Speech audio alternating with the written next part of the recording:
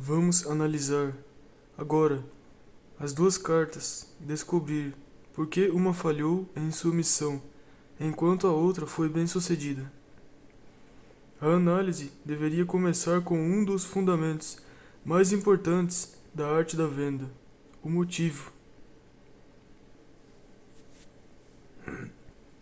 Na primeira carta, é óbvio que o motivo é inteiramente de auto-interesse. A carta afirma exatamente o que é desejado, mas as palavras deixam dúvida sobre por que o pedido é feito ou a quem pretende beneficiar. Estude a frase no segundo parágrafo. Seria um grande favor pessoal para mim. Pode parecer uma característica peculiar, mas é verdade. Mas a verdade é que a maioria das pessoas não fará favores apenas para agradar os outros. Se eu pedir que você preste um serviço que irá me beneficiar, sem lhe trazer alguma vantagem correspondente, você não mostrará muito entusiasmo em fazer o favor. Poderá recusar categoricamente se tiver uma desculpa plausível.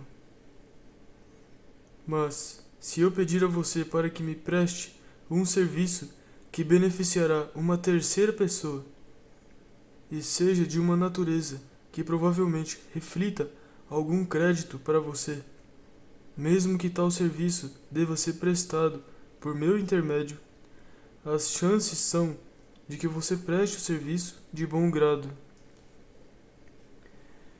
Vemos essa psicologia demonstrada pelo homem que lança uma moeda para o mendigo, ou que talvez se recuse até mesmo a dar uma moeda, mas que repassa voluntariamente mais de uma centena ou milhares de dólares a quem trabalha com caridade e pede em nome dos outros. A sugestão mais prejudicial de todas está contida no último e mais importante parágrafo da carta. Agradeço de antemão pela consideração que você possa demonstrar por mim. Essa frase sugere fortemente que o remetente antecipa a recusa do pedido. Indica claramente a falta de entusiasmo. Pavimenta o caminho para a recusa. Não há uma única palavra na carta inteira que ponha na mente do destinatário um motivo satisfatório para atender o pedido. Por outro lado, ele pode ver claramente que o objetivo da carta é obter dele uma carta de aprovação que ajude a vender o livro. O argumento de venda mais importante, na verdade, o único argumento de venda disponível quanto ao pedido, perdeu-se porque não foi trazido à tona e estabelecido como motivo real. O argumento foi fracamente mencionado na frase: acredito que aqueles que comprarem ficariam gratos pela oportunidade de receber uma mensagem sobre a sua melhor maneira de promover serviços pessoais. O parágrafo de abertura da carta viola um importante fundamento da arte de vender, porque claramente sugere que o objetivo da carta é obter alguma vantagem para o remetente e não dá sequer uma dica de vantagem que possa render ao destinatário. Em vez de neutralizar a mente do destinatário, como deveria fazer, tem efeito oposto. Faz com que ele feche sua mente a todos os argumentos seguintes. Coloca-o em um estado de espírito que facilita dizer não. Isso me faz lembrar de um vendedor. Ou, talvez devesse dizer, um homem que gostaria de ser vendedor, que certa vez me abordou com o objetivo de vender uma assinatura da Saturday Evening Post, enquanto segurava uma cópia da publicação na minha frente. Ele sugeriu a resposta que eu deveria dar para a pergunta: você não assinaria o post para me ajudar? Assinaria?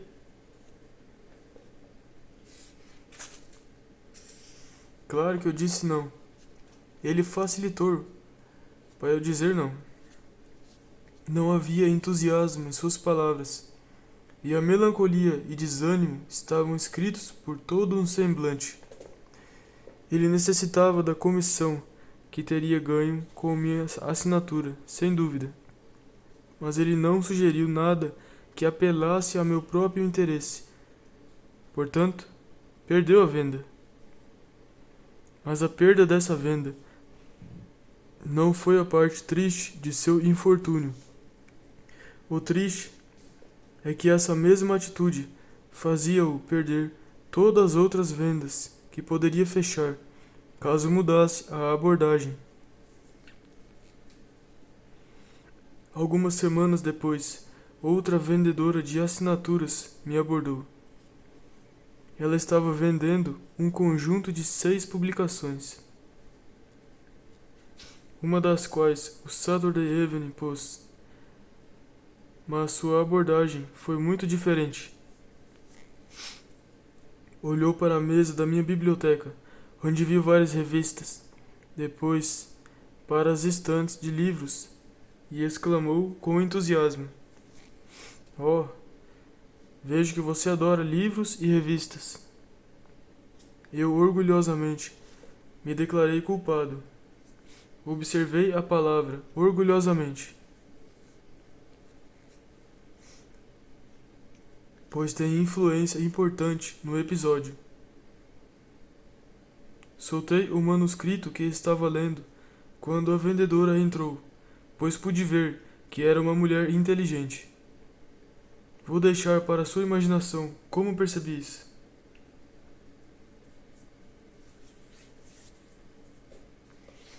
O importante é que larguei o manuscrito e realmente me senti querendo ouvir o que ela tinha a dizer. Com 8 palavras e um sorriso agradável, mais uma tonelada de entusiasmo genuíno, ela neutralizou minha mente o suficiente para me fazer querer ouvi-la. A vendedora executou a tarefa mais difícil com aquelas poucas palavras, pois, quando ela foi anunciada, fiquei decidido a manter meu manuscrito em mãos e assim transmitir da forma mais educada possível que estava ocupado e que não desejava ser interrompido. Sendo um estudante da arte de vender e da sugestão, cuidadosamente observei qual seria o próximo passo da vendedora. Ela tinha um pacote de revistas debaixo do braço, e esperei que fosse abri-lo e começar a insistir para que eu comprasse. Mas não.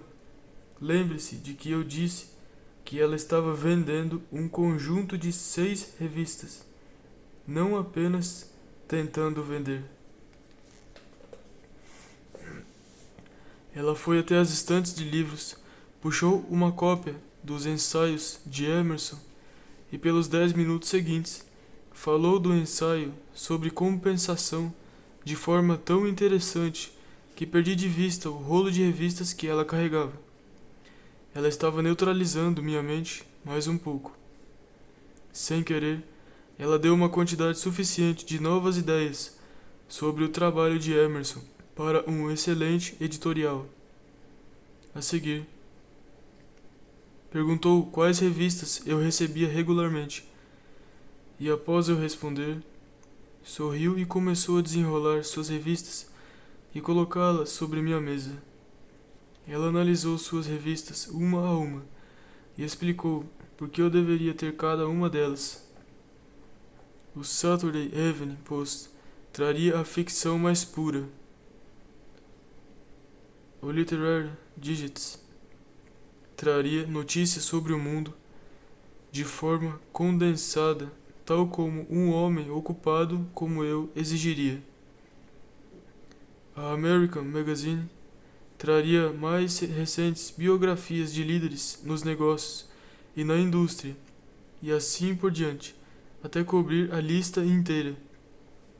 Mas eu não estava reagindo aos argumentos tão espontaneamente quanto ela esperava. Por isso, a vendedora fez uma gentil insinuação.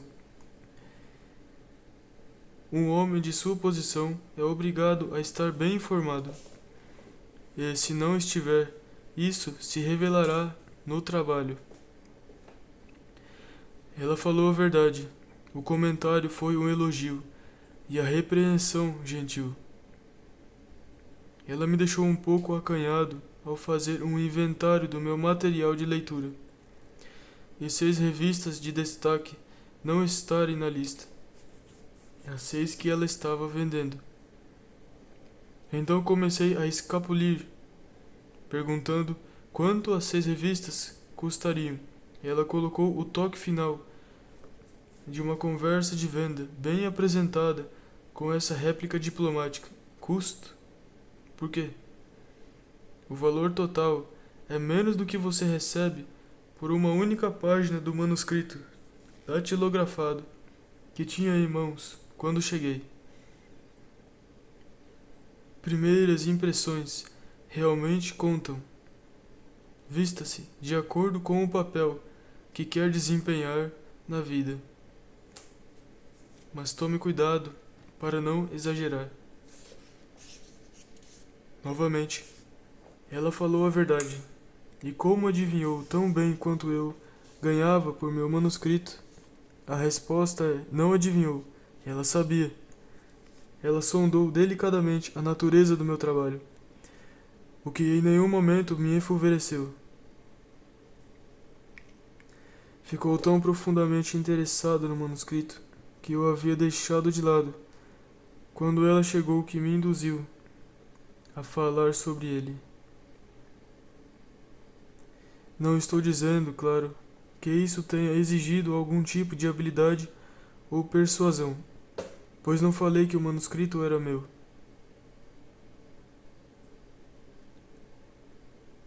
Nos comentários sobre o manuscrito, suspeito ter admitido que estava recebendo $250 por 15 páginas.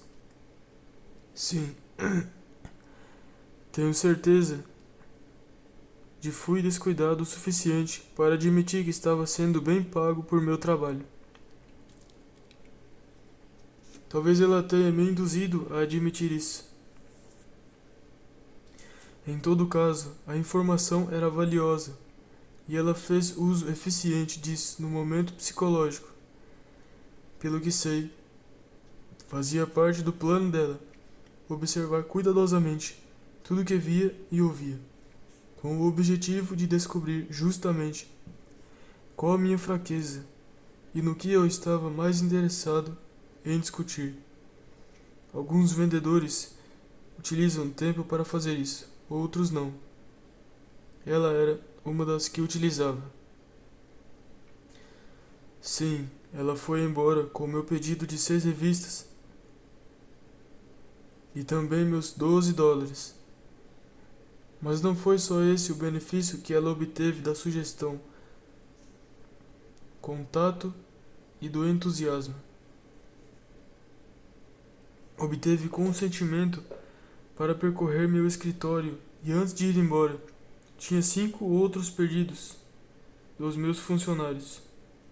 Em nenhum momento durante a visita ela deu a impressão de que eu a estava ajudando por comprar as revistas. Bem pelo contrário, ela me impressionou nitidamente pela sensação de que estava me prestando um favor. Isso foi sugestão, contato. Antes de encerrarmos esse caso, gostaria de admitir uma coisa. Quando ela me atraiu para a conversa, fez isso de tal maneira que falei com entusiasmo. Havia 2 motivos para isso. Ela era um deles. O outro era o fato de que conseguiu me fazer falar sobre meu trabalho. É claro que não estou sugerindo que você deva ser presunçoso a ponto de rir do meu descuido enquanto lê isso, ou que deva colher desse acontecimento a impressão que a vendedora diplomática na verdade me fez falar do meu trabalho para neutralizar minha mente, de modo que eu a ouvisse quando ela estivesse pronta para falar sobre as revistas com tanta paciência quanto ela havia me ouvido. Contudo, Se você for esperto o bastante para tirar uma lição do método dela, não há como eu impedi-lo. Como afirmei, misturei entusiasmo em minha conversa. Talvez tenha captado o espírito do entusiasmo da vendedora esperta quando ela fez o comentário de abertura ao entrar no meu escritório. Sim, tenho certeza de que foi ali que o peguei. E tenho a mesma certeza de que o entusiasmo dela não era simples acaso. Ela treinou para buscar algo pelo que pudesse expressar entusiasmo no escritório, no trabalho ou na conversa do comprador potencial. Lembre-se, sugestão e entusiasmo andam de mão dadas. Lembro como se fosse ontem do sentimento que tomou conta de mim, quando aquele pretenso vendedor empurrou o Saturday Evening Post na minha frente, comentando: "Você não assinaria o post para me ajudar?" Assinaria? As palavras foram geladas, sem dúvida, não tinham entusiasmo. Deixaram uma impressão em minha mente, mas uma impressão das mais frias. Eu queria ver o homem sair pela porta, por onde havia entrado. Não sou naturalmente antipático, mas o tom da voz, o semblante, a atitude geral sugeriam que ele estava lá para pedir um favor e não para oferecer um. Sugestão é um dos princípios mais sutis e poderosos da psicologia. Você usa em tudo o que faz, diz e pensa. Mas a menos que entenda a diferença entre sugestão negativa e sugestão positiva, pode estar usando o princípio de tal maneira que esteja trazendo derrota em vez de sucesso.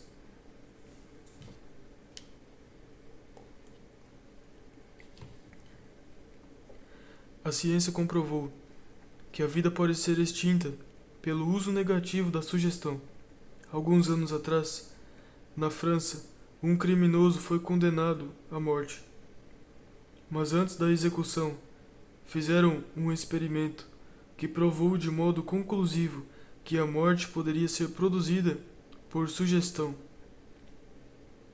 O criminoso foi levado à guilhotina e teve a cabeça colocada sob a lâmina, após ser vendado. Uma tábua pesada e afiada foi então derrubada sobre o pescoço, produzindo choque semelhante ao da lâmina afiada.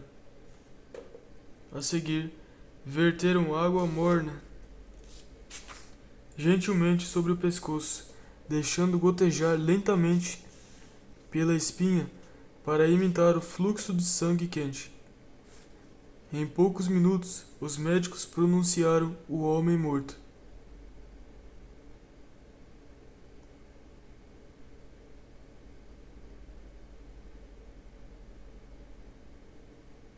Sua imaginação, pela sugestão, havia de fato transformado a tábua afiada em uma lâmina de guilhotina e feito o coração parar de bater.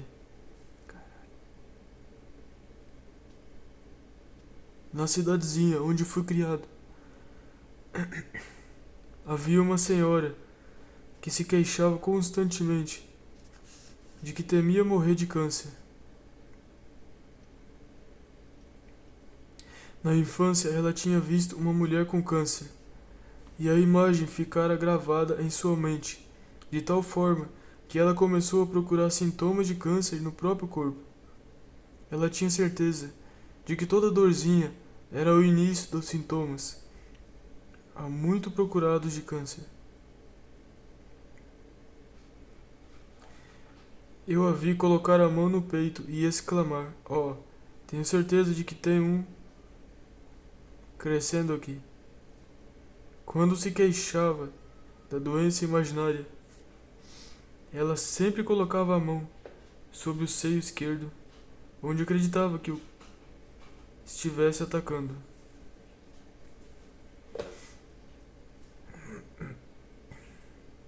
Ela fez isso por mais de 20 anos. Alguns anos atrás, ela morreu de câncer na mama esquerda. Se a sugestão pode transformar uma tábua em lâmina de guilhotina e células saudáveis em parasitas, de onde o câncer se desenvolve, você pode imaginar o que fará ao destruir germes de doenças, se usada corretamente. A sugestão é a lei pela qual curadores mentais operam o que parecem milagres. Testemunhei pessoalmente a remoção de saliências parasitárias, conhecidas como verrugas, com o auxílio da sugestão, em 48 horas.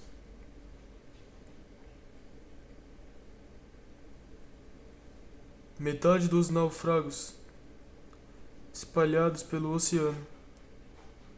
Metade dos náufragos espalhados pelo oceano da vida poderiam estar agora navegando em segurança se alguma estrela lhes tivesse servido de guia, mas foram à deriva com a maré.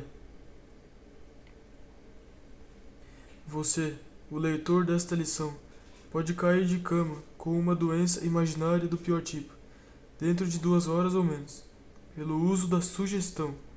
Se andasse pela rua e 3 ou 4 pessoas em quem confia o encontrassem e exclamassem que você parece doente, você ficaria pronto para ir ao médico.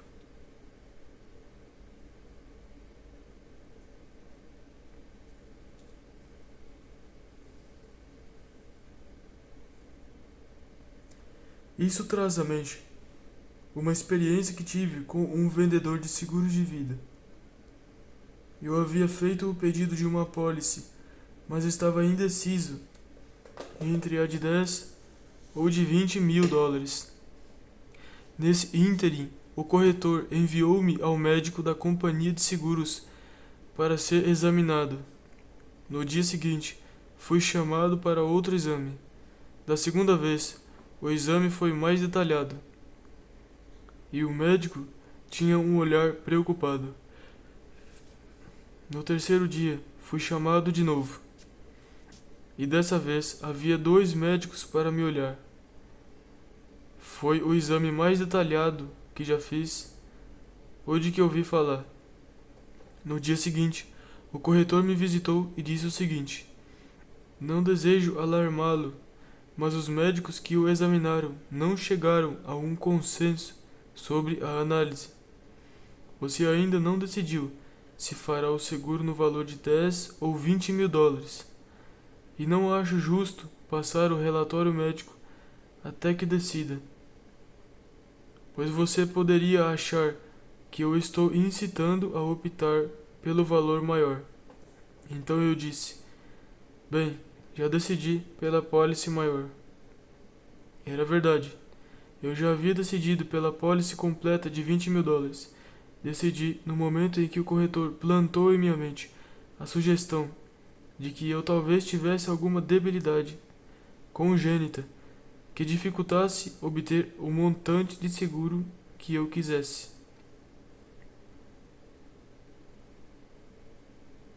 Muito bem, disse o corretor. Agora que decidiu, sinto-me no dever de dizer que 2 médicos acreditam que você tem o germe da tuberculose em seu sistema, enquanto outros 2 discordam. O truque havia funcionado. A sugestão inteligente me empurrou de cima do muro da indecisão, e ficamos todos satisfeitos. Você poderia perguntar onde o entusiasmo entra nisso. Não importa. Entrou direitinho. Mas se deseja saber quem trouxe, terá que perguntar ao corretor de seguros de vida e seus 4 cúmplices médicos, pois estou certo de que devem ter dado boas gargalhadas às minhas custas.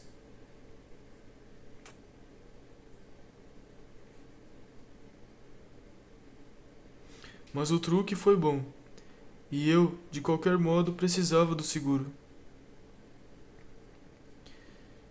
Se por acaso você é corretor de seguros de vida, é claro que não vai agarrar essa ideia e aplicá-la no próximo cliente potencial que esteja demorando para decidir qual apólice comprar. Claro que não.